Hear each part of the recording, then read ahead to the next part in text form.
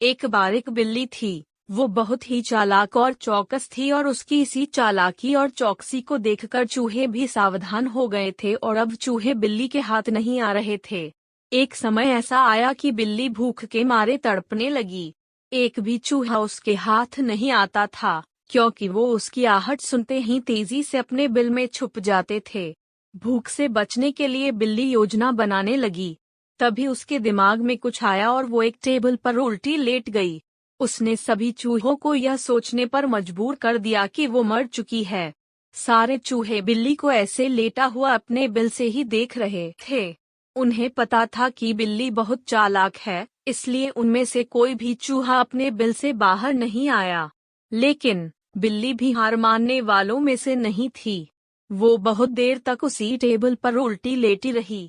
धीरे धीरे चूहों को लगने लगा कि बिल्ली मर चुकी है।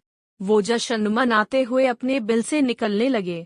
चूहे जैसे ही बिल्ली की टेबल के पास पहुंचे, उसने उछलकर 2 चूहे पकड़ लिए। इस तरह बिल्ली ने इस बार तो अपने पेट को भर लिया, लेकिन चूहे अब और भी ज्यादा सतर्क हो गए।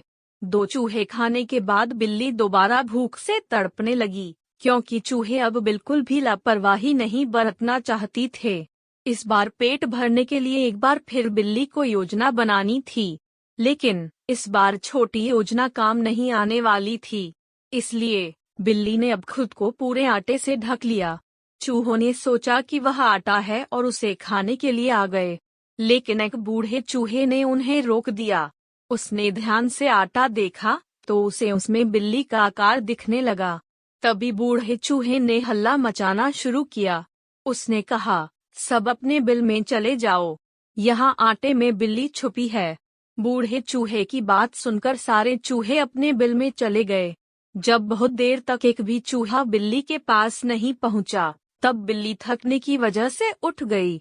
इस तरह बूढ़े चूहे ने अपने अनुभव से सारे चूहों की जान बचा ली। कहानी से सीख।